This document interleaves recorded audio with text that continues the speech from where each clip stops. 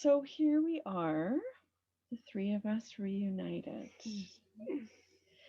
So I wanted to start, I thought we would start with that first week, or I guess the last week before we closed. I know I was in Owen Sound. I was having a holiday, which was not a holiday, because you and I were texting constantly about this rock that was rolling toward us and how to clean and how to take care, and are we going to have to close? And you and I were texting, and you guys were actually at the studio, and I remember you were buying paper towels and hand sanitizer. And what was that like for you guys that week? I feel like there was a, I feel like we were being moved by adrenaline for a lot of it. Sort of like that, like shift into, okay, here's what we're gonna try. Because it was still really unsure what was gonna happen. So it was like, okay, well, um, yeah. So I think a little bit of adrenaline and just like really clear pointed, okay, what do we need to do here? Um, I remember having a workshop on that Sunday, that Sunday before we closed, and that was the last time ever. Wow. Like March 9th, I think it was. Uh, I feel like that first portion of us kind of going into lockdown and not being at the studio, and it was like like survival, like we were all going in, Yeah. you know what I mean? So it was like those first few months for me was like going in, so like let's lean into all the practices and um yeah, just like lean into what the supports are while we kind of see what this is. But it was a little bit chaotic at the beginning for sure. Mm-hmm. hmm I like I like your use of the adrenaline because I think that paired with trying to stay in the moment and make decisions moment to moment because things were changing very quickly and decisions were being made and it could be made 1 hour and an hour later Yeah. that Yeah. decision could be a different thing. So just trying to stay grounded in it until the decision was made. And I can't remember whether we actually made the decision or the decision, I think, We made it. yeah, I was trying to decide whether the decision was made or whether the decision was made for us. Yeah, and so once we closed and on the Monday, I spent one more day at the studio, just trying to put as much as I could to rest, um, not knowing when I would be back. Mm-hmm. So that was a full day, but a quiet day. And I think I was very much in the doing that day. Mm-hmm. And Mhm. then for me, the first 6 weeks were like being on vacation Yeah. Mm. because um, because it had been a long time since I'd not been at work and I was fatigued. Yeah. Mm-hmm. So that first 6 weeks, particularly, was uh, a sigh of relief for me. Yeah, Mm-hmm. I can mirror that too. I Yeah. felt like that as well. Like that like deep exhalation of like, you're almost in this forced pause, but at Hmm. the same time you're just like, oh, wow. Like space, you Mm-hmm. know? Um yeah. Being someone that takes Mondays off and has for a long time, when it's a long weekend and I know everybody else has that day off, it's a quieter day off for me. Hmm. And I think during the lockdown, it was like that as well, where it's like, well, we're all in this, Mhm. right? We all have to stop and bake bread or whatever it is that we occupy ourselves with, or clean the shelving in every room in your house. Yeah, Hmm. But for sure. yeah, I remember just feeling when I was in Owen Sound, like if I have to close the business, I won't survive. Or if I have to lock down, the business won't survive. And what would Hmm. that be like? And I remember just walking by Georgian Bay, like, I don't know what to do. And then the decision wasn't made for us because I remember different people saying to me, well, you should close. And I was really almost resentful. I was like, I'm doing my best here to figure out how to survive. And there was so much kind of judgment being passed around, and because people were scared. Mhm. And then people saying you can't close. But just feeling in the end like I didn't I didn't want us to be responsible for people getting sick. That was Mm-hmm. the big thing, was like, don't be that person Mm-hmm. who who values their business more than their clients or Right. The something. community. And I feel like, one of the what I like in reflecting can look back on is that all of those choices being hard and kind of, but the way we were able to lean into you know what I feel for each of us is like a lifetime practice of what we facilitate and what we believe in the like in the belly of the storm. Yeah. That it was like, wow, okay, this is hard, but let's, like we never freaked out, like Hmm. just mildly Publicly. internally. Publicly, we Okay, never. we did freak out inside, but you know what I mean? It was like, and I've heard that several times, that this whole experience is like the fire of the spiritual practice. It is like, wow, Hmm. um how are we going to weather this, you Yeah, know, and put everything we've been studying and practicing and learning to use in such a moment. totally. And especially the good, or not the good and bad, but the hard and the, I don't know how to say it. It is the good and the bad. It's the negative and the positive, and seeing them both, and like, Mm-hmm. oh my God, this is so hard. And oh my God, look at the freedom that's going to come from this. I feel Mm-hmm. there's been this theme of duality this Yeah, whole time, and for it's sure. still like this undercurrent of everything, Mm-hmm. Yeah. like immense gratitude and heartbreak, Hmm. like at the same time. Hmm. But I feel like that was really the cornerstone. That is the cornerstone of the community that we have, is that it is, we can lean into, um, Himsa was a place that people knew that they could come and celebrate or grieve, Yeah. all within the same Yeah. space. So to be with whatever is happening for us in a, with open arms. Yeah. Um, not not long after the initial lockdown, um, and the decision was made to close, a wonderful gift arrived in the mail Yeah. for all three of us, and I wanted to bring it up. It was a gift of financial support, and I wanted to bring it up because it talks to me of the depth of grace and support that the Ahimsa community has always had, Mm. and I think continues to have. Um, to be seen, and to be acknowledged in that way was a very confusing Mhm. and heartfelt appreciation. Absolutely. Yeah. So I wanted to talk about that.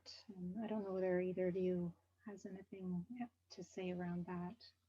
It was so powerful. I couldn't believe somebody would so sacrifice so much Mm. to acknowledge and to support us. And yeah, it was so powerful. Yeah, like that really deep, the deep validation from a gesture like that. Yeah. That the energy and the space and the time has been, cherished, Hmm. Mm-hmm. and you know and the support for us when it was needed the greatest. Like it was, yeah, it was pretty remarkable. Yeah, for me, it was almost like an opportunity to take a deep breath and just say, it's going to be okay. Yeah, Hmm. absolutely. Yeah. Yeah. Yeah. Well, and right around that time, I did a fundraiser as well, trying Mm-hmm. to keep the business okay or afloat. And it was astounding, the level of support, either verbally or financially or whatever, Mm-hmm. Mm. that came. But And then the funny flip side of it too that I went through, and the other ball that was rolling at us uncontrollably was the need to close. Mm. And then I thought, well, can I close when people have been so supportive? Like it felt like somehow that should have been enough, or that I would be letting them down even more if I then closed the door after they had tried so hard to keep the door open. Mhm. So when you say close, Mm. what does that mean? The bricks and mortar. The building itself. So March, we figure is 10th-ish, right? That Mhm. Yeah, a we, little bit later. yeah, I Yeah. think it was the following week. Yeah. And then in May was when I realized we just had to close. And it was a conversation with you that really made it happen because I didn't want I didn't want to take away the potential for you to teach live. I remember that feeling. I was like, I can't do that to you. And then you said to me, talk to me about what it would look like if we really did close the bricks and mortar. And I was like, oh, thank you. It was just this huge heart moment where, yeah, and I realized it was the only way. Like, remember, we were going to shrink either up Yes. or down, Mm. to the Down. first Yeah. level. Yeah. Okay, we can make that happen. We can close off, and then we'll just have the one level. We can make it work. And then even that was like, we don't know how long we're in this for. We were beginning to get glimpses that it was going to be for, we never thought this long. No. And it was 2 or 3 days, I remember, because I remember you and I having a conversation upstairs. And at that point, you had said to me that you were going to downsize. And at that point, it was clear to both of us that there wouldn't be a managerial Yeah. position for me to come back to. So that was kind of happening. And the other thing that kind of was happening simultaneously to everything else was we had just started the yoga teacher training program. We'd Yeah. finished a yoga teacher training program in early January, and later in January, we started the 2020 yoga teacher training program. So that was also in that mix. So what do we do with the 2020 program? Mhm. So there were a lot of big decisions that happened within a short period of time. Yeah, Yeah. Yeah. that was a whirlwind. Yeah. Yeah. Like a strong wave of decision making. Mhm. Yeah, and I will never forget walking out with boxes in our arms and literally the ceiling falling behind us because Ed was renovating, like the dust was all over the stuff that we were moving out, and Ed was just pulling everything down as we were leaving. And I remember just feeling like this is so intense, Yeah. but so driven. Like that whole process was so driven by other than us, like it was just like, you gotta go. Yeah. And then what, right? So for me, we did decide to continue with the yoga teacher training, and we took a stab at what it might look like. And so we decided to go online, and that first chunk of time was Pam Ferner and I co-teaching the Yoga Sutras. Oh my God, yeah. And being immersed in the studying and sharing of the strong yoga philosophy was so helpful to me. It was it you know it, we spoke earlier about leaning into the tools, and that's for that month and a half, almost 2 months. Pam and I were in that material, and it just kept grounding me over and over and over again, and kept me present in my process. And I was very grateful for that chunk of work, to be able to sit in discernment and the investigation of that, in the ways we can um, block ourselves in all of the yamas and the niyamas and the physical practice, pranayama, the meditation, sitting in the jewel that we are in essence. We are in essence, and everything else is just around us. And and not getting caught up in the stories, Totally. not making up stories, Yeah. Yeah. but just trying to sit in the essence of who everyone in the world is. Mm. I did a workshop with Joanna Macy on Sunday on Zoom, but one of the things she said was that we need uncertainty in order to be present. That Mm. it's in the uncertainty that we're the most present, and I Mm. think that's this time, Yeah. right? And yeah, and to be able to ground ourselves in that, in all that we've studied over the years, and this is one of the most yogic times ever. Mhm. Mhm.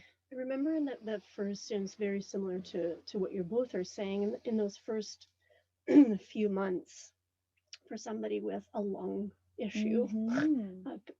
a disease that attacks the lungs, is like really easy to like go into fear. Mm. So it, and seeing that, like seeing my sort of reactivity to it, and then very much to what you were saying about having the sutras to sink into, it's like, okay, we can either get spun up in fear, Mm-hmm. or I did this breath work.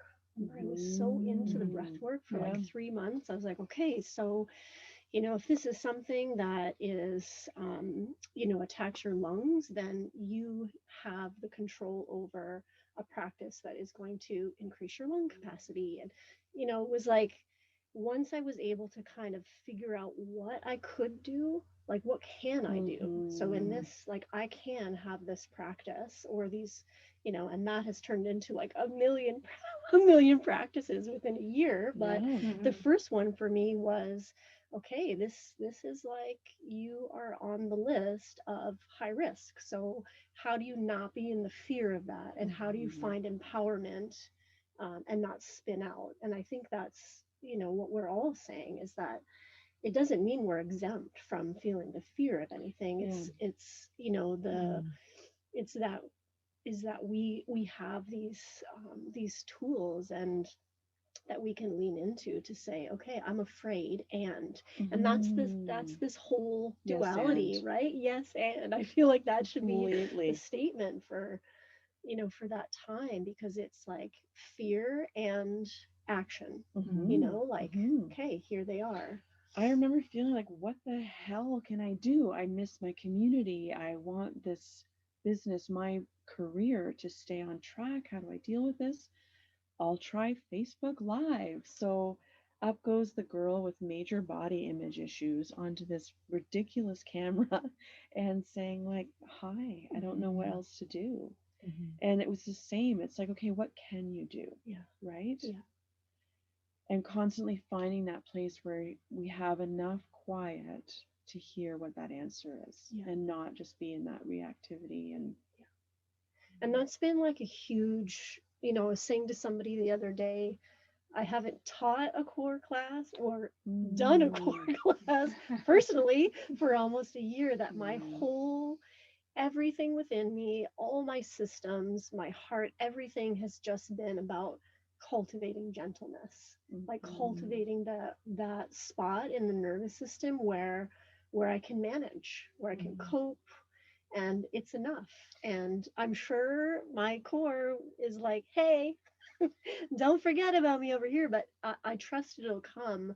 I just feel like there's been so much noise and confusion and strong opinions, mm, not only the mm, pandemic time, but everything else that has mm. happened. So, this gentleness, this like unending compassion has been, it's prepped me up. So I just did a lesson about Vonda and Esther, like about the lineage, and I was reminded of Vonda's thing about you just have to undo. Mm. And Mm. I feel like that's what that is, right? And I've been trying that in my own practice, just like just undo. And this whole year has been just undo, like Mhm. undo the bricks and mortar that you created, Mm. undo the stories I tell myself about why I had to have bricks and mortar, why did it have to be so big, and then undo the fear of Yeah. now and the stories about, well, what if? Well, it's not, right? It's Mhm. what is. Um, Well, I do a little bit of work with Lizzie Lassiter and Judith Hanson Lassiter, particularly in restorative. And they often end class by saying, you know, I'm paraphrasing, but may I live like the lotus at home in the muddy waters. And I think yesterday when she said that, it was like I got it at a different level. You know, the beauty of the lotus, and there is always going to be muddy water. Totally. And so how do those two things and beauty and the mud? And it's the same thing. I remember before we closed, you were talking, we're talking a little bit about fear. And I remember just before we closed how, like the first closing? yeah, the first, when we literally decided that we were going to shut the business in March. And a lot of my time was cleaning, was disinfecting. And I was aware, like, okay, so what is this? It has to be done, but it's coming from a place of fear. And how that was driving, and how a part of me knew that I wasn't going to be able to sustain that from that place. And and so that is a pocket of fear. And then I've noticed over the months that I will have waves of fear come up. And at first I wasn't really sure, excuse me, what it was, because I can be pretty good at, you know, like dampening things down. And then it was like, oh my gosh, this is fear. And I think it came from a place of wanting everything to be in its order, and not being able to do anything about that. And so that is a new friend that, you know, comes up every once in a while for me to explore. I think and continues. That's a really good and important message. I think that the awareness of knowing that fear is driving the bus and how exhausting it is. And of course, fear takes the wheel all the time, but it's like to catch ourselves, you know, to work through the fear versus just letting it be driving the bus all the time, because it's so exhausting. And the other thing about that too, that makes me think about who we were. Like I say we're only because it's bricks and mortars. We still are these people. But the way that we presented Ahimsa was, you are utterly welcome no matter what. This is a safe place to be, no matter how snotty, messy, whatever you are. We will touch you either through words or through hands. And I kept thinking about, if we are constantly sterilizing and taking away all the germs and all the microbes and all these things, that's not us. Like, it sounds weird to say that, but Mr. Clean, I don't think really had a place at Ahimsa. I think we needed tea tree oil. But like, I think it just felt to me like we had to create a whole studio based in fear of, and then we would be able to proceed as a business. But if we weren't willing to do that, then we couldn't continue. And that just felt wrong to me. Like, I remember that podcast I did about making a cup of tea. If I can't make you a cup of tea, I don't think it's Ahimsa anymore. And I don't want all of us living in fear. I don't want to be living in fear. Like, when I was supposed to start live classes on Saturday, and I called Lindsay McMillan, my friend the doctor, Sarah McKinnon. I said, what do you think? I have a husband who has had a quadruple bypass. I got a mom who's 83. What do you think? And they said, don't. Okay, I don't want to do it. There was this, just right when the first vaccine came out, and there had been a number of anaphylaxis reactions to it. I had to like seriously sit myself down and like talk to myself about going into fear because I also have an anaphylaxis allergy and, we'll just say temperamental lungs because I have working relationship with them.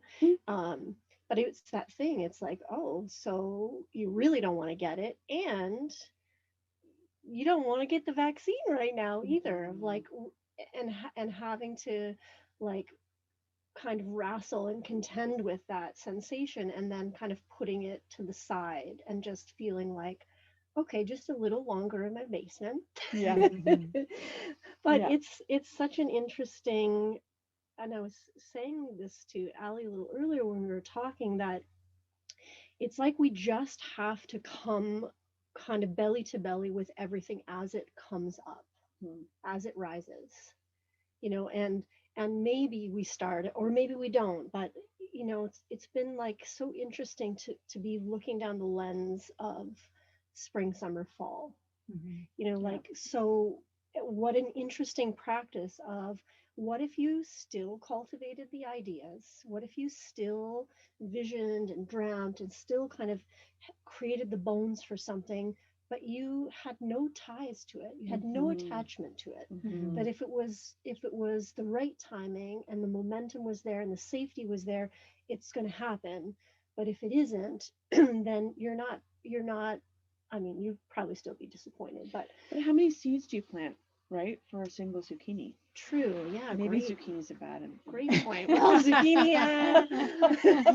No, but it's true, and that's like been, I think, that the work of this time, especially now, like especially like a year in, and not really having any clear vision of what. Oh, there's no planning. No, yeah, And I guess as we're talking, one of the things is that, that really close line, like you're making decision about the classes and doing live classes. I don't see that as coming from a place of fear. I see that as being really discerning. yeah, responsible. Thank you. Yeah. Absolutely. And Yeah. smart. Yeah, Okay. yeah, Right, discerning and For sure. smart. And Yeah. so that fear and that discernment, Yeah. like if we can let the fear come up and be in it, and then be discerning about which way we want to turn. Totally. yeah. Is this a absolutely. story? Is this real? Yeah, yeah, yeah. Like So- 3 a.m.? Probably a story. Oh. But clear at 10 o'clock? Let's probably, Yeah. you've probably sifted through it for, yeah. So what I would love to do is take that into a pause, and then let's come back and talk about community.